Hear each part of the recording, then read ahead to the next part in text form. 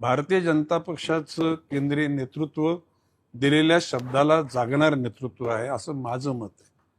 आणि म्हणून आता आपली गरज संपल्यानंतर घटक पक्षांना बाजूला करू नये ह्या अतिशय चांगुलपणाच्या भावनेपोटी केंद्रीय नेतृत्वानं या गोष्टी करण्यास मनाई केली आणि परिणामी युती काही ठिकाणी झाली नाही.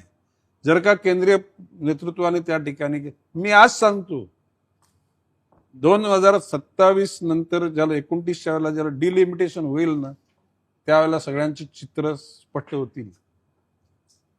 काय होईल नेमकं? होत्याचं नाहीसं होऊन जाईल. आणि जनतेला माहिती आहे प्राबल्य कुठून आलं आणि कसं आलंय. ते मी मागे बोललो होतो ना, पैसा कमवा परंतु कुठल्या मार्गाने आला त्याचा निश्चितपणे मार्ग अतिशय जनसामान्याला पटवून द्या. आता हे मी बोलतो ना, नवी मुंबईमध्ये मी बोलतो ना की हरामाचा पैसा वाटायला सुरुवात केली, मी बोलतोय.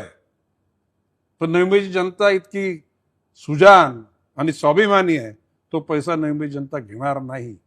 नवी मुंबईची जनता जनतेला पाहिजे तेच निर्णय आणेल. आणि गणेश नाईककडे ठाणे जिल्ह्याची जबाबदारी पूर्ण दिली असती तर सगळे रिझल्ट उलटे पुलटे करून टाकले असते.